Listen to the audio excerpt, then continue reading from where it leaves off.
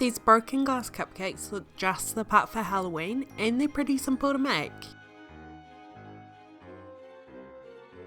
Start by making a batch of cupcakes, whichever flavour you would like, vanilla, chocolate, red velvet. I have a recipe for each which I will have linked below, or to make things even easier and focus just on the decorating, you can just use a box mix. I've chosen red velvet for this recipe because it's my favourite flavour and I think the red shade is very appropriate here.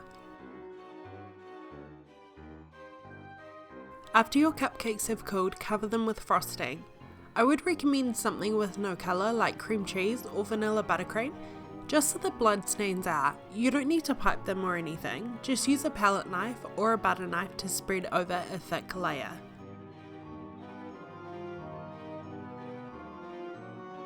If you would like the full recipe for these broken glass Halloween cupcakes, it's listed in the information box below. Make sure to subscribe to my channel and check out my other Halloween recipes. Set the cupcakes to the side while we make the sugar glass. This part is quite dangerous, working with extremely hot sugar, so it isn't really suitable for kids. In a saucepan, measure out a cup of white sugar. Pour over a small amount of water, about a few tablespoons. Don't worry about measuring it, as this water will evaporate while the sugar is cooking. It just makes the melting process a little easier.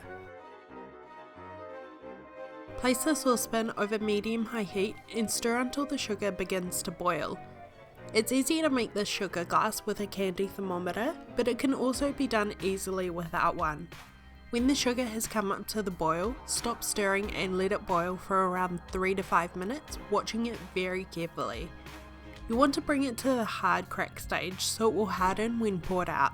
This is 160 degrees Celsius or 300 degrees Fahrenheit.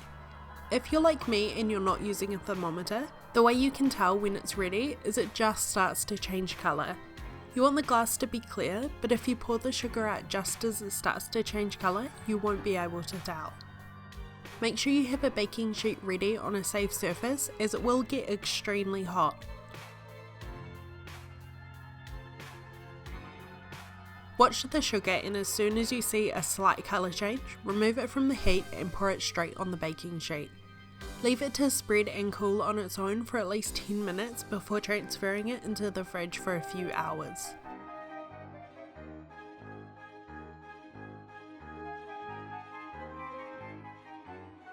While the sugar glass is hardening, get started on the fake blood. You can use this recipe for anything else Halloween related. If you get the ratios perfect, you'll be surprised how much it actually looks like real blood.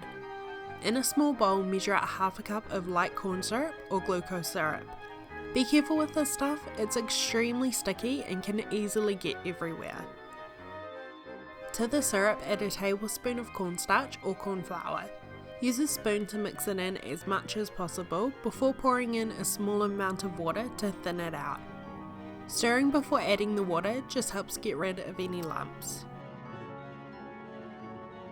You'll need about 2 tablespoons of water, but I would recommend using less at first as it's so easy to add more later on.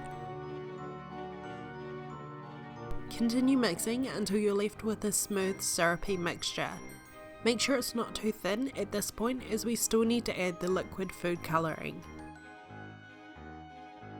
Start with the red and add about a teaspoon at a time, mixing in between until you have a deep red shade rather than pink. I think I ended up using about 3 teaspoons, but different brands of food colouring will each have different results, so keep adding a small amount at a time until you have a good shade.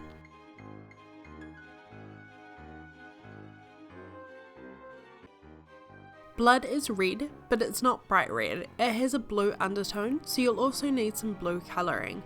Only a few drops, add the tiniest amount at a time.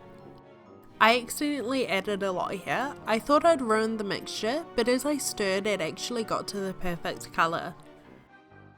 When you're happy with the shade of the blood, you can then adjust the consistency and add more water if it's too thick.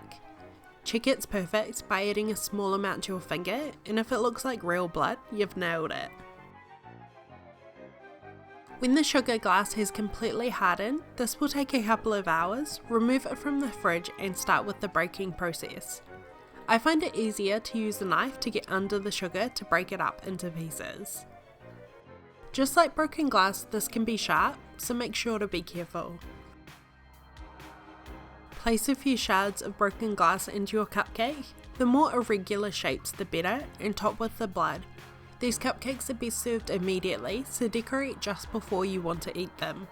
I hope you enjoyed this recipe. Thank you so much for watching, and I will see you in my next video.